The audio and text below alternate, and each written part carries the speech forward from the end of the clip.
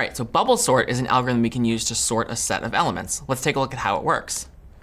So the basic idea behind bubble sort is this. We generally want to move higher valued elements generally to the right and lower valued elements generally to the left, as we would expect. We want the lower things to be at the beginning and the higher things to be at the end. How do we do this? Well, in pseudocode, we could say, let's set a swap counter to a non-zero value. We'll see why we do that in a second. And then we repeat the following process until the swap counter is 0, or until we make no swaps at all. Reset the swap counter to 0 if it's not already 0. Then look at every adjacent pair of elements. If those two elements are not in order, swap them and add 1 to the swap counter. If you're thinking about this before we visualize it, notice that this will move lower valued elements to the left and higher valued elements to the right, effectively doing what we want to do, which is move those groups of elements in that way. Let's visualize how this might look using our array that we use to test out these algorithms. We have an unsorted array here, again, indicated by all of the elements being in red. And I set my swap counter to a non-zero value. I arbitrarily chose -1. It's not 0. We want to repeat this process until the swap counter is 0. This is why I set my swap counter to some non-zero value, because otherwise the swap counter would be 0. We wouldn't even begin the process of the algorithm. So again, the steps are reset the swap counter to 0, then look at every adjacent pair, and if they're out of order, swap them and add 1 to the swap counter. So let's begin this process. So the first thing we do is we set the swap counter to 0, and then we start looking at each adjacent pair. So we first start looking at 5 and 2. We see that they are out of order, and so we swap them, and we add 1 to the swap counter. So now our swap counter is 1, and 2 and 5 have been switched. Now we repeat the process again. We look at the next adjacent pair, 5 and 1. They're also out of order, so we swap them and add 1 to the swap counter. Then we look at 5 and 3. They are out of order, so we swap them and we add 1 to the swap counter. Then we look at 5 and 6. They're in order, so we don't actually need to swap anything this time. Then we look at 6 and 4. They are also out of order, so we swap them and we add 1 to the swap counter. Now notice what's happened. We've moved 6 all the way to the end.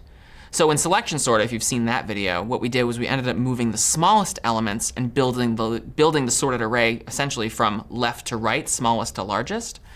In the case of bubble sort, if we're following this particular algorithm, we're actually going to be building the sorted array from right to left, largest to smallest.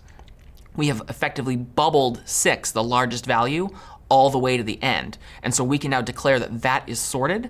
And in future iterations going through the array again, we don't have to consider 6 anymore. We only have to consider the unsorted elements when we're looking at adjacent pairs. So we have finished one pass through bubble sort. So now we go back to the question, repeat until the swap counter is 0. Well, the swap counter is 4, so we're going to keep repeating this process again. We're going to reset the swap counter to 0 and look at each adjacent pair. So we start with 2 and 1. They're out of order, so we swap them, and we add 1 to the swap counter. 2 and 3, they're in order. We don't need to do anything. 3 and 5 are in order. We don't need to do anything there. 5 and 4, they are out of order, and so we need to swap them and add 1 to the swap counter. And now we've moved 5, the next largest element, to the end of the unsorted portion. So we can now call that part of the sorted portion. Now, you're looking at the screen and probably can tell, as can I, that the array is sorted right now. But we can't prove that yet. We don't have a guarantee that it's sorted. But this is where the swap counter is going to come into play. So we've completed a pass. The swap counter is 2. So we're going to repeat this process again. Repeat until the swap counter is 0. Reset the swap counter to 0, so we'll reset it. Now look at each adjacent pair. That's in order, 1 and 2. 2 and 3 are in order. 3 and 4 are in order. So at this point, notice, we've completed looking at every adjacent pair, but the swap counter is still 0.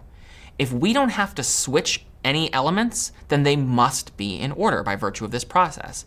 And so an efficiency of sorts that we computer scientists love is we can now declare the entire array must be sorted because we didn't have to swap any elements. So that's pretty nice. So what's the worst case scenario with bubble sort? In the worst case, the array is in completely reverse order. And so we have to bubble each of the large elements all the way across the array. And we effectively also have to bubble all of the small elements back all the way across the array too. So each of the n elements has to move across all of the other n elements. So that's the worst case scenario. In the best case scenario, though, this is slightly different from selection sort. The array is already sorted when we go in. We don't have to make any swaps on the first pass. So we might have to look at fewer elements, right? We don't have to repeat this process a number of times over. So what does that mean? So what's the worst case scenario for bubble sort? And what's the best case scenario for bubble sort? Did you guess this? In the worst case, you have to iterate across all of the n elements n times. So the worst case is n squared. If the array is perfectly sorted, though, you only have to look at each of the elements once. And then if the swap counter is still 0, you can say this array is sorted. And so in the best case, this is actually better than selection sort. It's omega of n. I'm Doug Lloyd. This is CS50.